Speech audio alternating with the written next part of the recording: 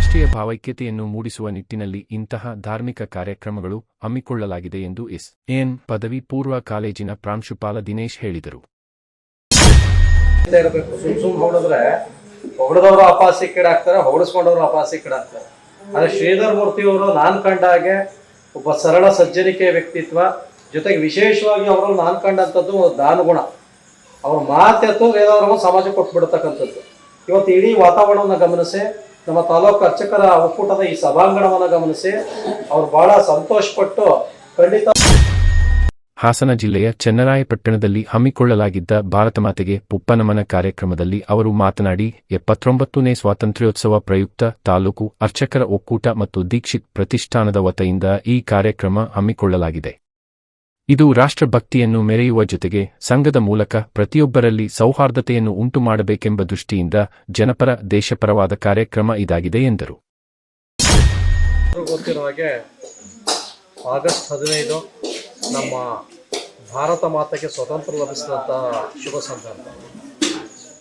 ಏನು 79ನೇ ಸ್ವಾತಂತ್ರ್ಯೋತ್ಸವದ ಪ್ರಯುಕ್ತ ನಮ್ಮ ಚನ್ನರಾಯಪಟ್ಟಣದ ತಾಲೂಕು ಅರ್ಚಕರ ಒಕ್ಕೂಟದ ವತಿಯಿಂದ ಹಾಗೂ ದೀಕ್ಷಿತ್ ಪ್ರತಿಷ್ಠಾನದ ವತಿಯಿಂದ ಇವತ್ತು ತಾಯಿ ಭಾರತಾಂಬೆಗೆ ವಿಶೇಷವಾಗಿ ಒಂದು ಪುಷ್ಪ ನಮನ ಕಾರ್ಯಕ್ರಮವನ್ನು ಹಮ್ಮಿಕೊಂಡಿದ್ದೇವೆ.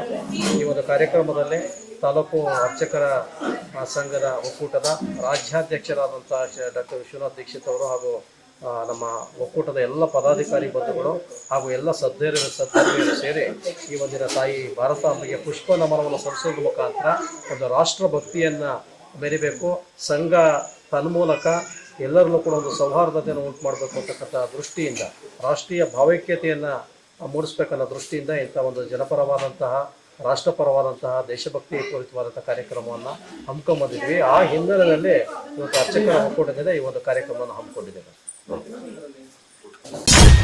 ಇನ್ನು ದೀಕ್ಷಿತ್ ಪ್ರತಿಷ್ಠಾನದ ರಾಜ್ಯಾಧ್ಯಕ್ಷ ವಿಶ್ವನಾಥ್ ದೀಕ್ಷಿತ್ ಮಾತನಾಡಿ, ದೇಶಕ್ಕೆ ನಮಗೆ ಯಾರು ಸ್ವಾತಂತ್ರ್ಯವನ್ನು ಕೊಡಲಿಲ್ಲ, ಸತ್ಯಾಗ್ರಹದ ಮೂಲಕವೂ ಸ್ವಾತಂತ್ರ್ಯ ಪ್ರಾಪ್ತಿಯಾಗಲಿಲ್ಲ, ಬದಲಿಗೆ ನಿರಂತರ ಹೋರಾಟ ಫಲವಾಗಿ ನಮಗೆ ಸ್ವಾತಂತ್ರ್ಯ ಲಭಿಸಿದೆ.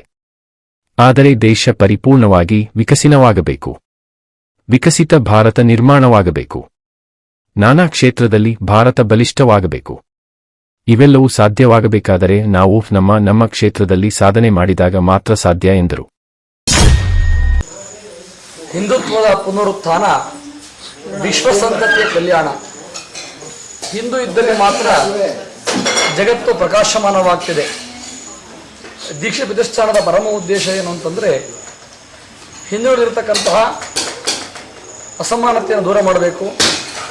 ಎಲ್ಲರೂ ಕೂಡ ಹಿಂದವ ಸೋದರ ಸರ್ವೆ, ಎಲ್ಲರೂ ಕೂಡ ಹಿಂದೂಗಳು ಅಂತಕ್ಕಂಥ ಭಾವನೆಯನ್ನು ಹೃದಯಾಂತಳ ಉದ್ದೀಪನಗೊಳಿಸಬೇಕು ಅಂತ ಹೇಳಿ ಪ್ರತಿಷ್ಠಾನ ಕಾರ್ಯೋನ್ಮುಖವಾಗಿದೆ.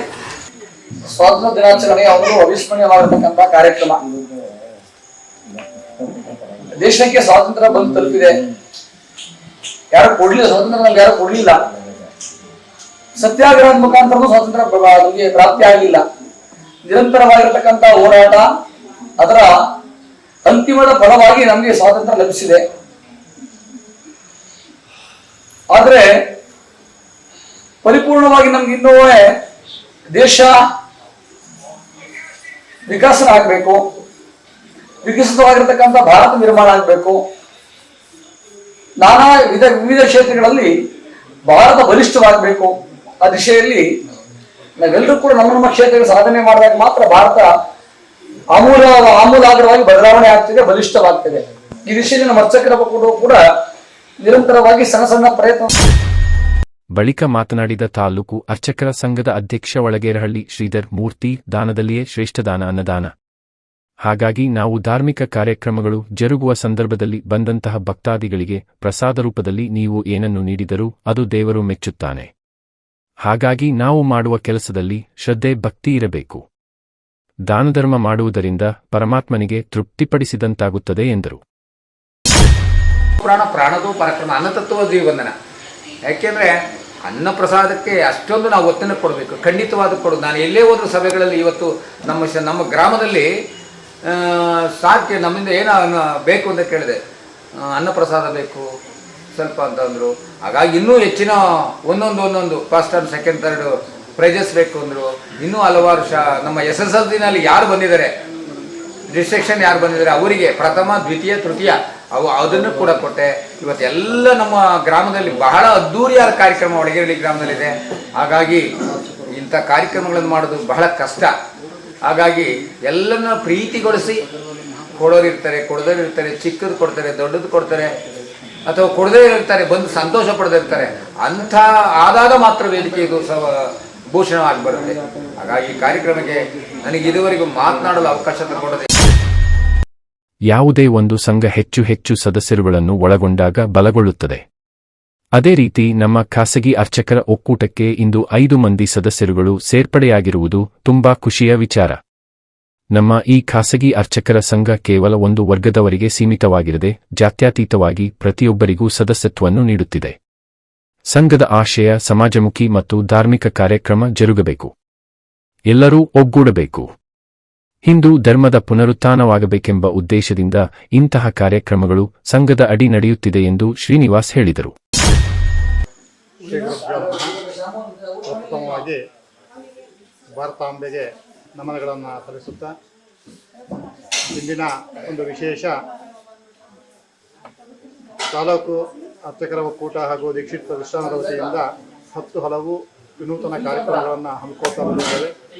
ಹಾಗೆ ಈ ದಿನ ನೂತನ ಸದಸ್ಯರ ಸೇರ್ಪಡೆ ಕಾರ್ಯಕ್ರಮ ಜರುಗಿದೆ.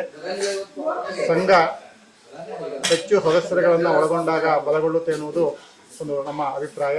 ಅದಕ್ಕೆ ಅನುಗುಣವಾಗಿ ಸಂಘಕ್ಕೆ ಹೆಚ್ಚಿನ ಒಂದು ಬಲ ಬರಬೇಕು. ಸಂಘದಲ್ಲಿ ವಿನೂತನವಾದಂತಹ ಸಾಮಾಜಿಕವಾದಂತಹ ಧಾರ್ಮಿಕವಾದಂತಹ ವಿನೂತನ ಕಾರ್ಯಕ್ರಮಗಳು ನಡೀಬೇಕು, ಸಮಾಜಮುಖಿಯಾಗಿರಬೇಕು. ಹಾಗೂ ಸಂಘ ಇದು ಕೇವಲ ಖಾಸಗಿ ಹಿಂದೂ ಅರ್ಚಕರ ಒಕ್ಕೂಟದಲ್ಲಿ ಕೇವಲ ಒಂದು ಧರ್ಮಕ್ಕೆ ಜಾತಿ ಅನುಗುಣವಾಗಿರದೆ ಜಾತ್ಯತೀತವಾಗಿ ಎಲ್ಲ ಅರ್ಚಕರನ್ನು ಸೇರಿಸಿಕೊಂಡು ಕಾರ್ಯಕ್ರಮವನ್ನು ಮಾಡ್ತಾ ಇದ್ದೇವೆ. ಹಾಗಾಗಿ ಸಂಘದ ಆಶಯ ಏನಪ್ಪಾ ಅಂದರೆ ಸಮಾಜಮುಖಿ ಕಾರ್ಯಕ್ರಮಗಳು ಹಾಗೂ ಧಾರ್ಮಿಕ ಕಾರ್ಯಕ್ರಮಗಳು ನಡೀಬೇಕು, ಎಲ್ಲರೂ ಒಗ್ಗೂಡಬೇಕು, ಹಿಂದೂ ಧರ್ಮದ ಪುನರುತ್ಥಾನ ಆಗಬೇಕು, ಮತ್ತು ನಮ್ಮ ಭಾರತದ ಒಂದು ಇತಿಹಾಸ ಏನಿದೆ ಆ ಸನಾತನ ಧರ್ಮ ಉಳಿಬೇಕು ಎನ್ನುವುದು ಸಂಘದ ಹಾಗೂ ಪ್ರತಿಷ್ಠಾನದ ಉದ್ದೇಶವಾಗಿದೆ.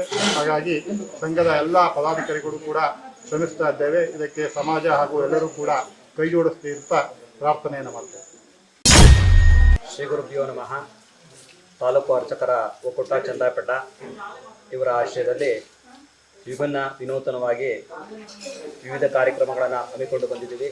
ಈ ದಿವಸ ವಿಶೇಷವಾಗಿ ಸ್ವತಂತ್ರ ದಿನಾಚರಣೆಯ ಅಂಗವಾಗಿ ಈ ದಿವಸ ನಮ್ಮ ಈಶಾವಾಸ್ಯಂನ MS ವಿಶ್ವನಾಥ ದೀಕ್ಷಿತ್ ಅವರ ಸ್ವಗೃಹದ ಹತ್ತಿರ ಈಶಾವಾಸ್ಯಂನ ಹತ್ರ ವಿಶೇಷವಾಗಿ ವಿನೂತನವಾಗಿ ಸ್ವತಂತ್ರ ರಾಜ್ಯೋತ್ಸವದ ಅಂಗವಾಗಿ ತಾಲೂಕು ಅರ್ಚಕರ ಒಕ್ಕೂಟದ ಸಂಘದ ವತಿಯಿಂದ ಈ ಹಿಂದೂ ಜಾಗೃತಿ ಉಳಿವಿಗೋಸ್ಕರ ಈ ದಿವಸ ಒಂದು ಕಾರ್ಯಕ್ರಮವನ್ನು ಹಮ್ಮಿಕೊಂಡಿದ್ದು ಸಮಸ್ತ ಹಿಂದೂಗಳು ಸಹ ಒಗ್ಗೂಡಬೇಕು.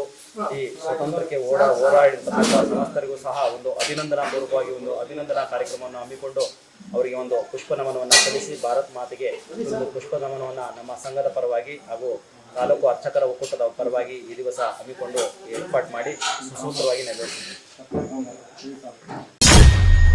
ಕಾರ್ಯಕ್ರಮವನ್ನು ಭಾರತ ಮಾತೆಗೆ ಪುಷ್ಪ ನಮನ ಸಲ್ಲಿಸುವ ಮೂಲಕ ವೇದಿಕೆಯಲ್ಲಿದ್ದ ಗಣ್ಯರುಗಳು ಉದ್ಘಾಟಿಸಿದರು.